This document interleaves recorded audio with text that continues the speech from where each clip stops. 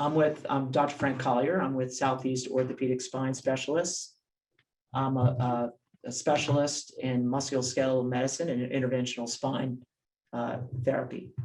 Today, I'd like to speak on ablation therapy for chronic joint and nerve pain conditions. So the doctor says you'll be out of here and back on the sofa in no time. So I like to perform treatments and therapies for people to get back to doing the things they like to do and to being active. And so it's a team effort when I address my patients and I engage them in really trying to change their lives for the positive to prevent them from coming back to see me. So my goal really is to improve mobility, function, and activity.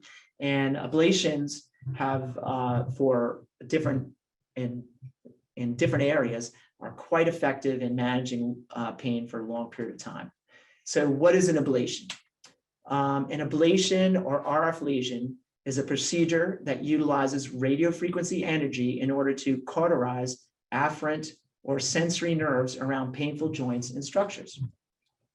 The principles of an ablation are, or RF lesioning, as we describe it, involves the passage of very high frequency 300 to 500 kilohertz through a thermocouple probe. So that sounds pretty complicated.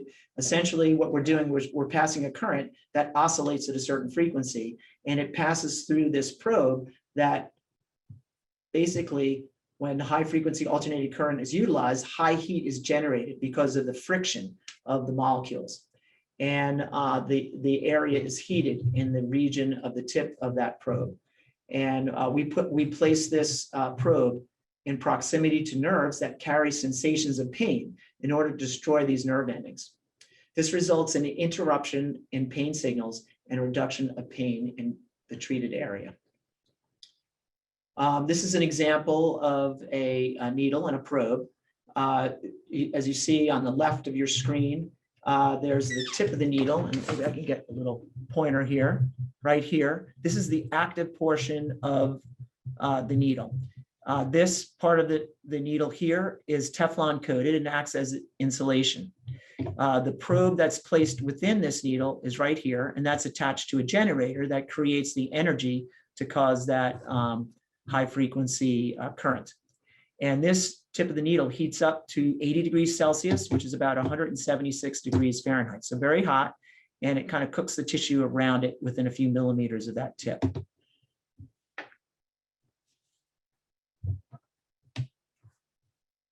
So different kind of electrodes that I use, they can vary in length from anywhere from 5 centimeters to 15 centimeters. I tend to use a longer probe, so I don't have to stick as many times. I can use that probe on different levels. Here's an example of it again, Teflon coated, except for the very tip that heats up. There's a stylet in here that's removed, or a little wire that we use when we place that needle, and then we put the thermocoupling probe within that area.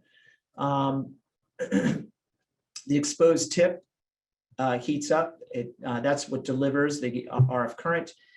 There's variables in the cannula. The cannula length, as I said, is different. I usually use a 15 centimeter. The length of this exposed tip, I usually use a 10 millimeter tip, approximately 1 centimeter, to get maximum area.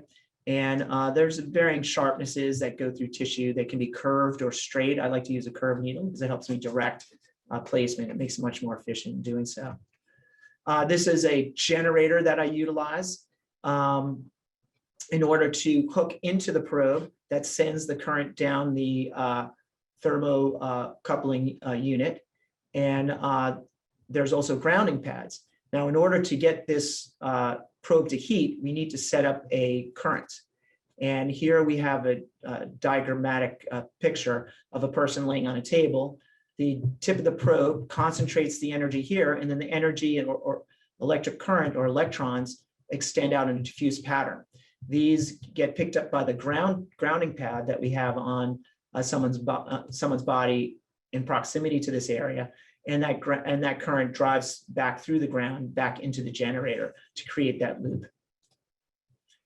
There's a lot of applications for ablations in musculoskeletal medicine for pain control.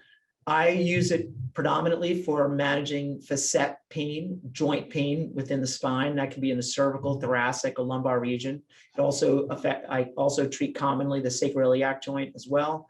Other areas that it's becoming more popular in utilization that's very, very effective includes chronic osteoarthritic knee pain or postoperative knee pain. Other areas include hip pain, shoulder pain, and also discogenic and axial back pain.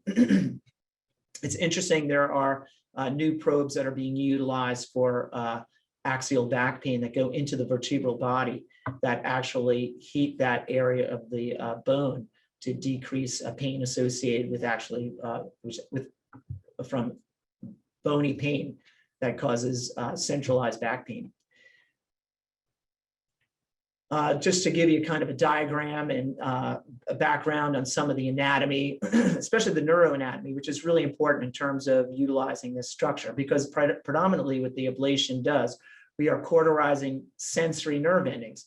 And the predominant nerve ending that I address, especially for facet pain, is called the medial branch nerve. This is a branch of the dorsal ramus, of the nerves that come out the spinal sac and off the spinal cord. There's a dorsal root ganglion where the cell bodies of these sensory neurons live, and they send out axons that come down this pathway to the medial branch nerve and usually innervate the joint at the level where I'm doing it, and also goes down 1 or 2 levels as well. So they can actually, as you see this, you can actually have a branch that innervates other facet joints inferiorly. So in order to properly anesthetize one joint, we have to hit the nerve, the medial branch nerve above that joint and the one at that level in order to adequately anesthetize that specific joint. So we have to burn 2 levels, and it starts at the one above and at that level. So that's kind of difficult to understand, but that's because these nerve endings do drop down, and they can drop down several segments. Other areas that we can also treat include discogenic pain. Here we have the sympathetic ganglion, and this runs up and down the anterior third of the vertebral bodies and discs. This runs down from your cervical spine all the way down to your lumbosacral area. And there are branches we call the ventral gray ramus. These innervate the anterior aspect of the disc and actually vertebral body as well. And placing a probe in this area as well and doing an ablation here with pulse frequency can also help modulate discogenic pain around this area as well as the vertebral body. And there's also a branch of the sinovertebral nerve which innervates the posterior aspect of the disc that a lot of times this is where these annular tears occur, predominantly in the spine. The disc material breaks through and you get these small tears in the ligaments that encircle the disc. Here we have the nucleus pulposus. Here we have the outer annulus, which is made up of several layers of thick cartilage woven together in a tough wall. But this wall can break down over time and tear and become inflamed. And these nerves are then therefore stimulated, creating what I described as axial back pain. So there's different kinds of back pain. You have axial back pain, which can be related to the disc, vertebrae, or joints. You have mechanical back pain that is more related to joint pain, which would include facet and SI joints. And there are different structures that innervate these areas. So knowing that kind of gives you some background in terms of where we're going to address treatment. Here, just to go over kind of motion of the spine, because we have a lot of different people watching, and I just want to go over some of the anatomy. Here, facets move up and down. Now, the facet joint will not move unless the disc moves. So they both work together. And I see a lot of times in my clinic, especially in trauma, patients with disc herniations in their spine commonly have also joint pain, because the only way you're going to stretch this area out far enough to tear the disc or damage the disc, these joints also go way beyond their normal range of motion. And just like any joint, like your finger joint, if you go beyond its normal range of motion, it causes significant dysfunction, inflammation. It can cause damage around the cartilage of the disc, the cartilage of the joint, that can cause persisting problems that can last for many months and sometimes years. I see patients back from trauma of the spine, say car accident, 5 years later after their case has been settled, and they have continued mechanical pain or joint pain. And we treat that with ablations and they get better. It's very common. As far as facet disease goes, pain may be localized in the lower back and can also radiate to the hip and groin. It can radiate into the posterior thigh. Very unusual for pain from the joints to go past the knee, but I've seen pain go up to the knee in the posterior lateral aspects, depending on the joint involved. We call that kind of referral pain sclerotomally referred pain or joint referred pain, as opposed to radicular pain that may be nerve generated. And that we would call a sciatica, would be a nerve related pain. Usually when you have facet disease, extension of the back causes significant aggravated discomfort. Prolonged standing also significantly can aggravate pain. And the type of symptoms or the character of the pain would be described as a dull toothache pain. It can be sharp at times, depending on the inflammation. If there's a lot of acute inflammation in the joint, it can be sharp and stabbing. And it's commonly associated with muscle spasm. So a lot of times patients will come in, they'll have an acute muscle spasm in their back. It's many times most commonly related to the facet joints, but we can't overlook the SI joints as well. And I think it's important for us to realize that there is a lot of commonality between the SI joint and the facet joints, and there's a lot of overlap, and I'll discuss that in a minute. So basically, when I'm looking at treating someone with mechanical back pain or facet or SI joint problems, I usually send them for a physical therapy program to work on lumbar stabilization programs. And that basically includes core strengthening, your muscles. 90% of your back is muscle. And by strengthening the ligaments and muscles in your back, you have direct capacity to control the motion and stability of the spine. And so it's really important to get that started. It's tough. It's a tough thing to get started. If you're overweight or out of shape, it's tough to work on the core. So it's really something that you can't do it on the couch. So you got to go into therapy, you got to get into exercise programs that really help. But when you have joint pathology, when you have inflammation in the joints, it's very difficult to exercise because any movement of an inflamed joint creates more inflammation. So we run into a brick wall sometimes when we're trying to exercise and do the things we like to do with joint pain syndromes, especially in the spine and any other joint as well. So we will also work on gentle facet mobilization. So if you have an inflamed joint, you're not moving it, it tends to adhere and become adhesed. So it's key to do gentle mobilization in the spine, and that can be guided with therapy and appropriate home exercises on a lower scale until inflammation subsides or treatment is provided. We can do intra-articular injections under fluoroscopy or X-ray, where we put a little drop of medicine in the joint with a little bit of anesthetic and corticosteroid. We also do medial branch blocks. So this little medial branch nerve that I discussed before that innervates the joint, we can actually take a fine little needle and put a drop of medicine around that nerve. If I numb that nerve and your pain goes away, now we know you have joint pain. So it helps diagnose the problem. So it's really more of a diagnostic procedure. You can add some corticosteroid to that, but and that does help in terms of therapeutic response as well, or making you feel better as well. Usually the corticosteroid is short-lived, and medial branch blocks are strictly for diagnostic purposes most of the time. And they give us good insight into the causation of the pain that you're having. And that helps drive us to the next step, i.e. ablation. Ablations of the medial branch nerves do offer long-term management. I had a patient come in, not yesterday, but Friday last week. He had pain relief for 9 years, which is extremely rare. I had one therapist, she's an aquatics therapy teacher, and she was about 7 years. But normally I would say most on average 3 years. And I think that would be kind of an average. You may be more, a little less. One of the things that I see on patients is that pain is multifactorial. It's not just one thing always causing pain. When you move that disc, you hurt the joint, but also you can have problems with the disc, and you can also have other joint areas, SI joint, for instance. And I have a lot of patients that come in, and I always qualify this treatment, and I discuss with them that you do have on your clinical exam, which is really the diagnostic part, because an MRI does not show joint pain. It only shows that you might have some arthritic changes in the joint. It doesn't, it shows a lot of details of the disc. It shows a lot of details of maybe scoliosis and listhesis, but it's not a good painometer. So an MRI is very good for looking at structure, but it does not look at your clinical symptoms. So we rely on a clinical exam. And I discuss with patients before we go forward with an ablation that we're going to look at the facet joints because they're the most predominant clinical finding on my exam. However, if you have residual pain after this procedure, it doesn't necessarily mean it's a failure.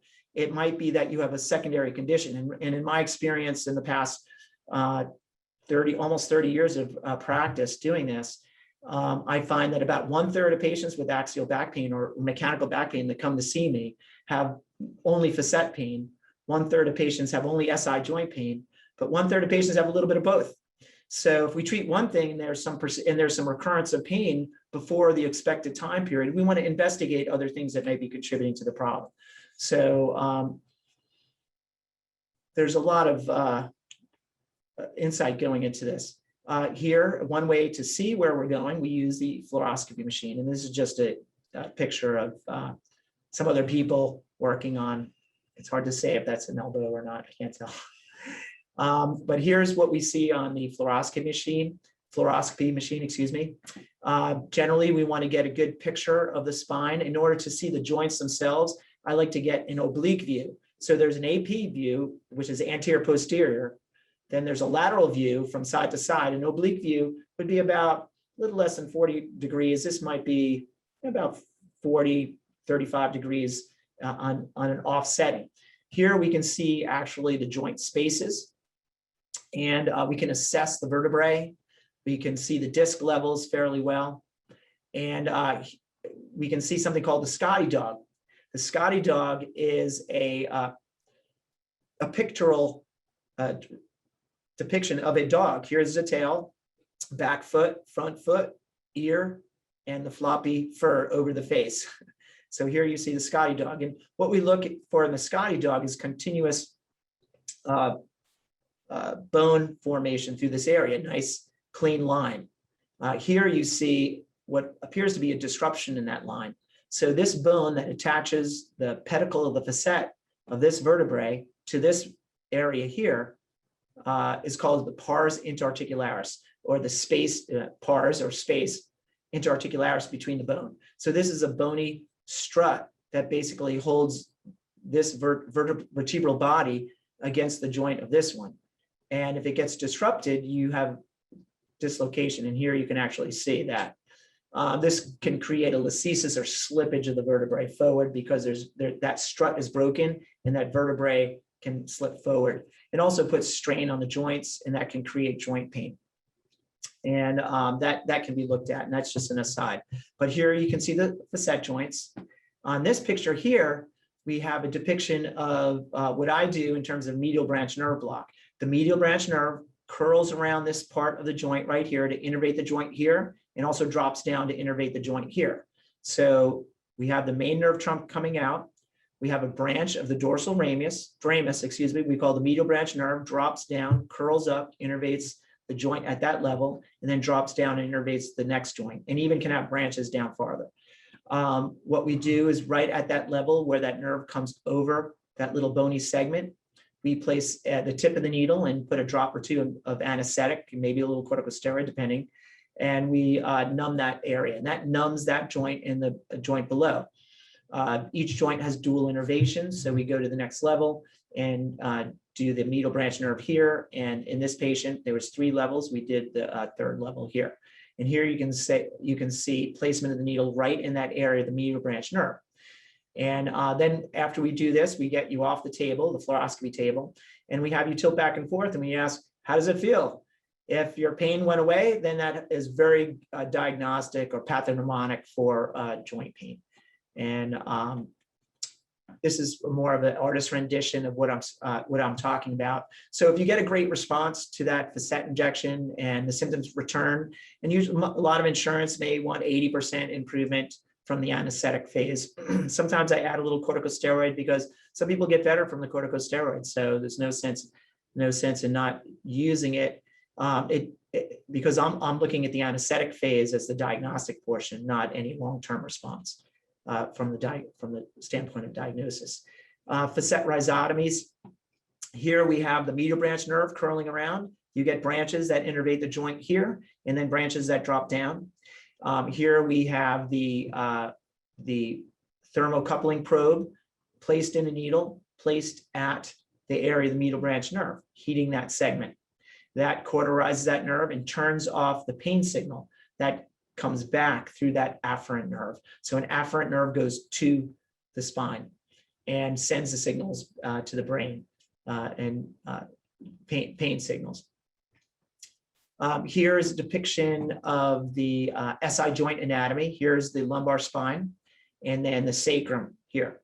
So the sacrum is a fused group of joints, usually 5 joints that are fused. There can be transitional segments, which means you can have separation of these sites, and everyone's a little different. I would say 1 in 10 people have some not dysraphism, but they have some transitional segment when it's not attached completely. And that can change the mobility and stability of the spine. Sometimes you can have a hemivertebrae or a hemi-attachment where you have a transverse process attached on one side and not the other. So it changes the biomechanics of these joints and can be responsible for some pain conditions of the SI joint. This is more common in women because during pregnancy, you release a hormone called relaxin. In order for those hips to open up, for the baby to pass through, you release this hormone. It creates a laxity of this joint, the sacroiliac joint. This is the iliac bone, which makes up the 2 sides of the pelvis, and where your hip, actually the femur, attaches down along this area. That can increase mobility, and over time that may become arthritic. It's more susceptible to trauma.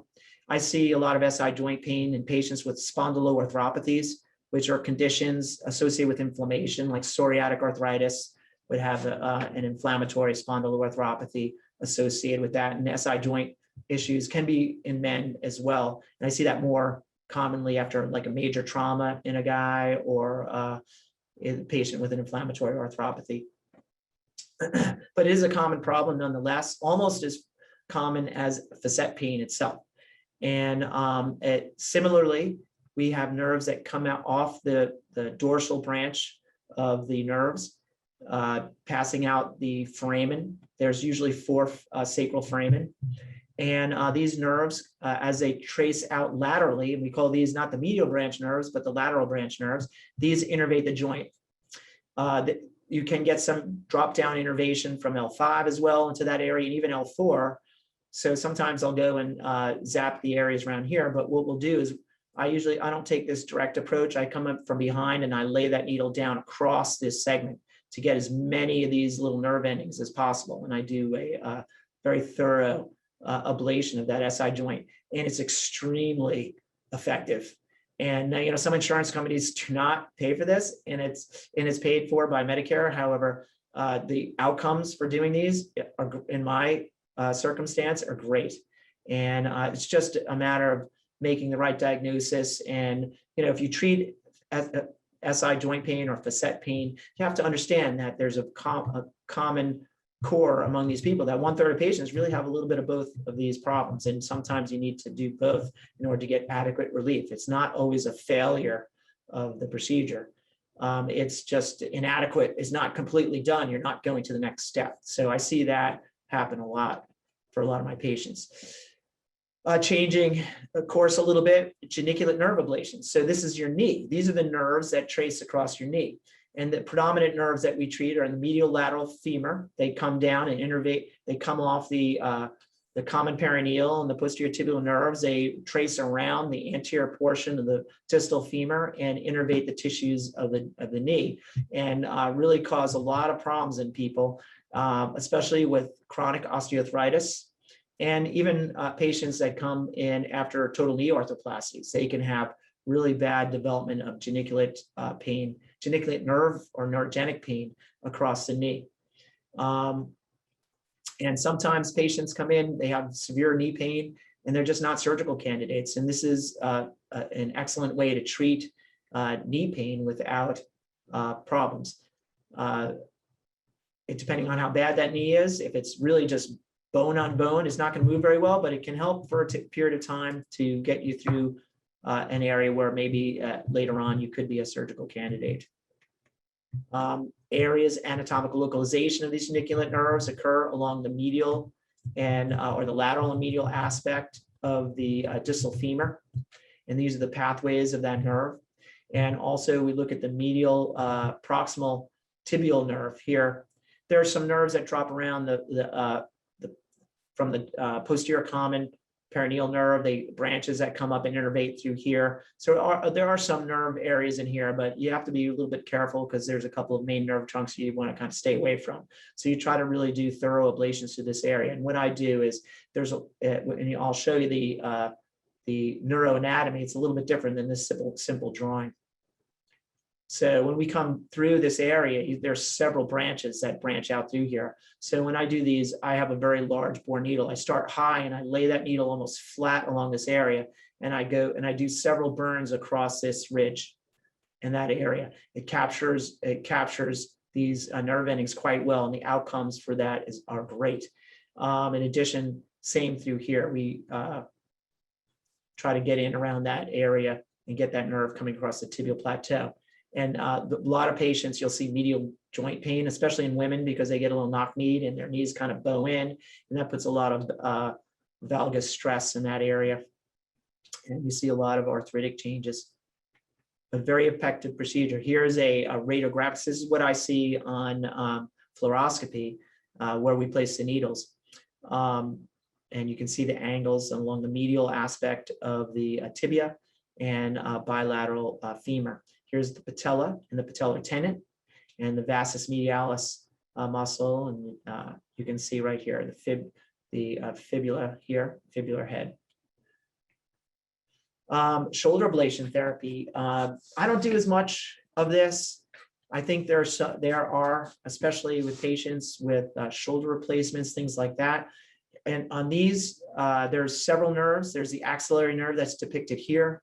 There's also the suprascapular nerve that comes in through the suprascapular notch, and it careens down through this area where the supraspinatus is, and it down through the coracoid notch right there. And you can also do a pulse frequency ablation. Because these are motor nerves, I don't like to do high heat in these areas to destroy the nerve, because they have motor function as well. So we want to avoid damaging the nerve. So you can do something called a pulse frequency rhizotomy or ablation. And usually it's 45 degrees Celsius versus 80 degrees. It doesn't burn or destroy tissue, but it acts like a stun gun in the area. And it can be very effective for managing the pain response to these things. So that's worthwhile. It's not commonly reimbursed doing pulse frequencies by regular insurance. Again, here's the hip. Patients with hip pain can also have ablations done on the branches of the saphenous and the obturator nerves, come in and innervate that area. It's interesting, the referral pattern of pain you get from these areas. When you have a fractured hip, a lot of times you have pain on the medial knee.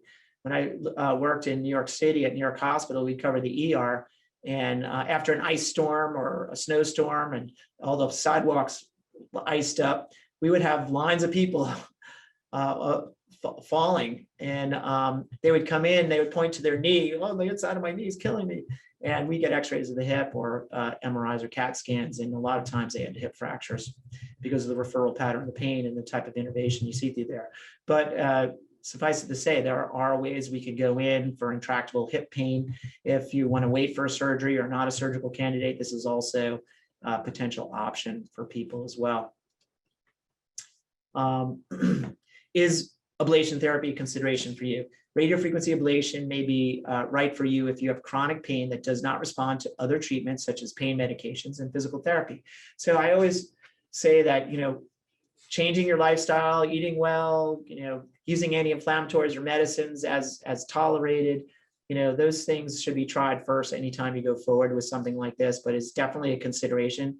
If you have a pinched nerve and sciatica, this is not the treatment for it. But for joint pain and typical mechanical back pain or axial back pain, it can be very effective. Indications for ablation include neuropathic pain, patients with complex regional pain syndrome, which is a feedback from the sympathetic nervous system, where the wide dynamic range nuclei in the spinal cord potentiate sensory responses through this pathway and create sympathetic outflow to the leg that becomes extremely painful.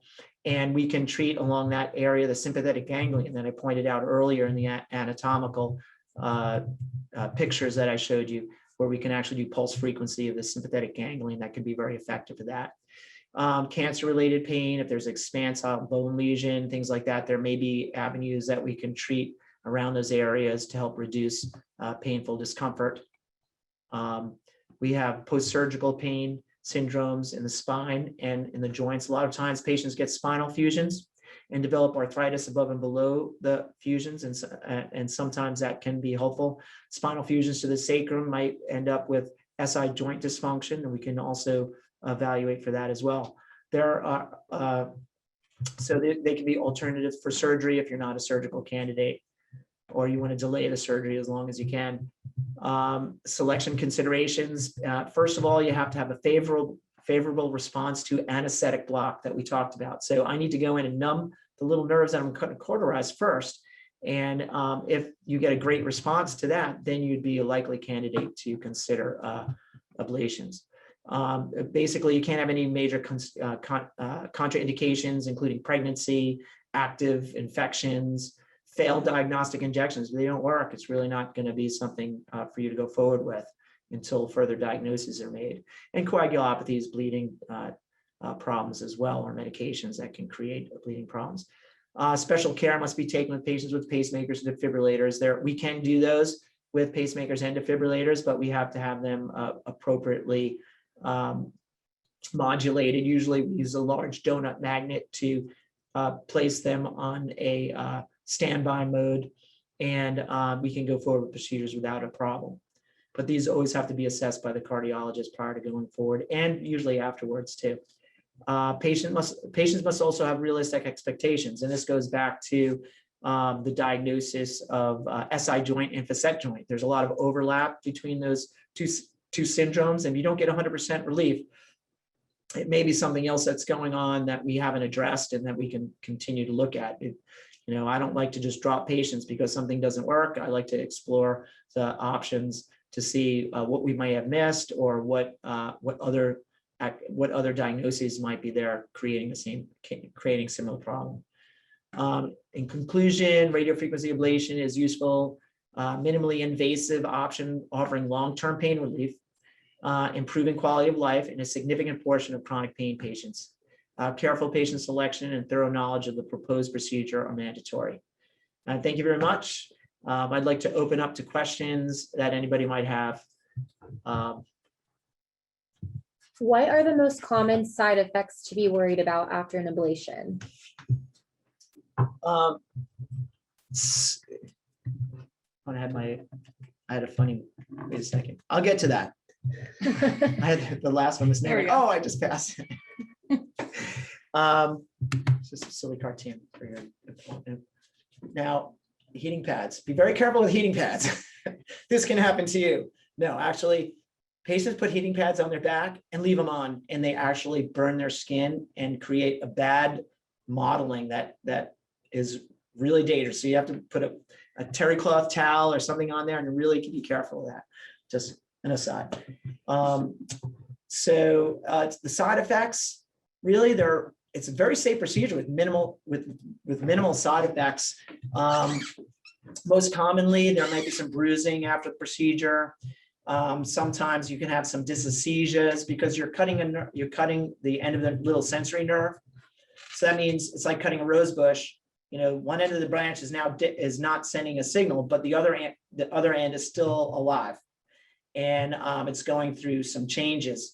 And you can get a little hypersensitivity in the beginning after procedure, but that dissipates with time, and usually about 4 to 6 weeks those symptoms resolve. You can get a little numbness on the top of the skin. Some of those branches of medial branch nerve do go to the skin, but that dissipates again with time as well. There's a lot of redundancy in the system to cover sensory impairment, things like that. Infection obviously is a risk factor anytime you break the skin, but really it's a very, very safe procedure. I mean, if it's done properly in good hands, the outcomes are great and long-term.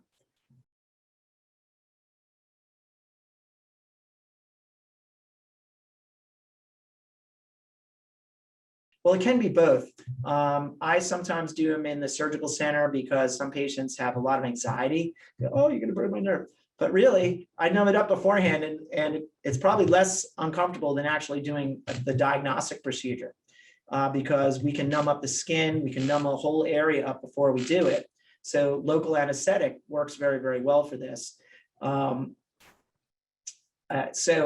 But sometimes when you have anxiety, you have to go into a surgical center and get a light anesthesia to do this. And usually we'll do back sedation, which is you're not getting intubated or anything like that. You're unconscious temporarily, and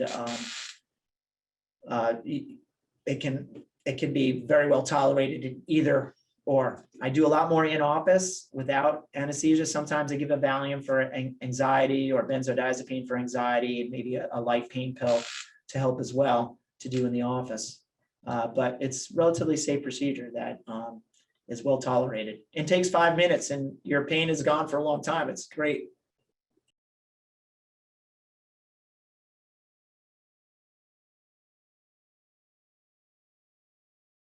Well, scoliosis, there's a lot of people that don't even know they have scoliosis because it's very mild. But it depends on the extent of your scoliosis and what the cause of your pain is. A lot of people, because they have scoliosis, they have biomechanical changes around the joints because of the curvature, and that changes the biomechanics of the joint.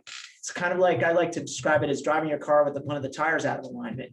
It's not bad for the first, 10,000 miles, but then after that, you start to see the tread wear away. And these joints, similarly, over time, you're going to have wear and tear on some of the joints in a way that's not really designed for, and you might develop joint pain associated with that. And if you have joint pain, this is a very effective procedure for that. And I think it's worthwhile if the pain is disabling for you.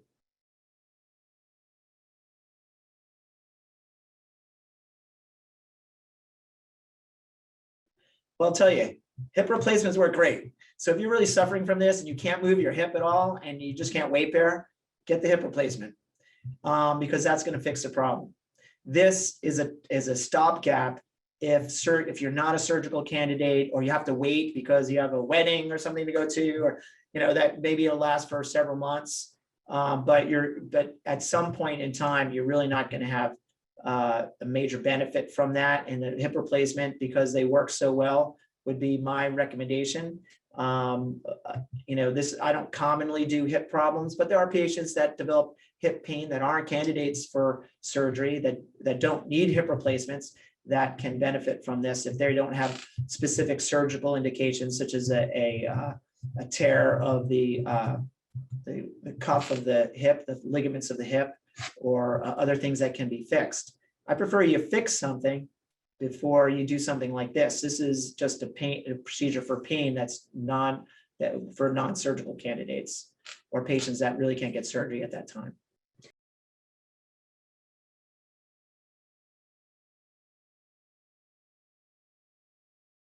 I always look at the appropriate imaging. If someone comes into my office and they have mechanical back pain, we might look at x-rays. If it's just mechanical, there's no neurologic deficits, we'll send them for physical therapy. We'll see what their response is. If they have persisting problems, if it's a long-term problem, it's just not getting better, we'll get an MRI. If they have persisting problems, we'll probably get an MRI scan to evaluate whether there's a discogenic pathology. There's a lot of other things that can be picked up on MRI scan if there's clinically indicated cancers, masses, and things like that that may be encroaching on the spine. So an MRI can be very helpful. Is it absolutely essential to get an MRI on your spine before you do a diagnostic facet injection? It's not absolutely indicated, but it's probably a good idea.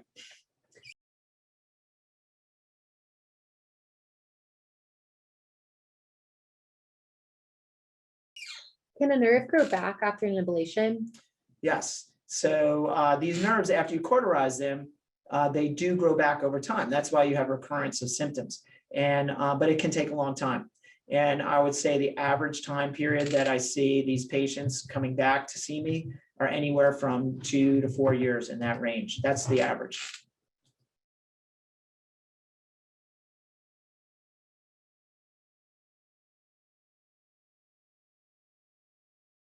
Basically, sciatica is nerve-related pain of the main nerve trunks, and usually that is because of encroachment of the nerve. So sciatica might occur from a herniated disc that causes impingement of that nerve. It can also be caused from from spinal stenosis. So spinal stenosis is a narrowing of the spine, which is an arthritic condition, a degenerative condition that causes narrowing in that spinal canal. So instead of having this size, it might be down to here, and you have nerve roots going through that small area, almost like a noose on those nerves. And that sciatic pain will not respond to facet injections. Joint arthritis might be there, and you may have a component of joint pain. However, the sciatic pain that goes past that knee and develops any sensory motor deficits or bowel bladder dysfunction needs to be addressed appropriately. In that case, an MRI scan is definitely indicated.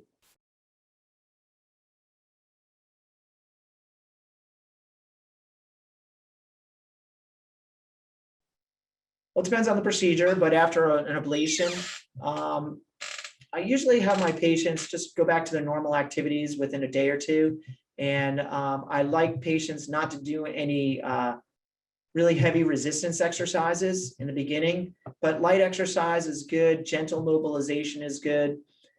Try to be, you'll still have, if you have bad arthritis in the spine, you'll still have limited range because the joints have changed structurally over time with the spurring and things like that. So you always be limited. So don't try to go beyond what your natural body, which your body has developed into, but try to maximize that mobility. And usually working with a therapist that's cognizant of those things, that helps guide you in those exercises, is really important. So having a professional help you in that regard to make that exercise or do the next step is important.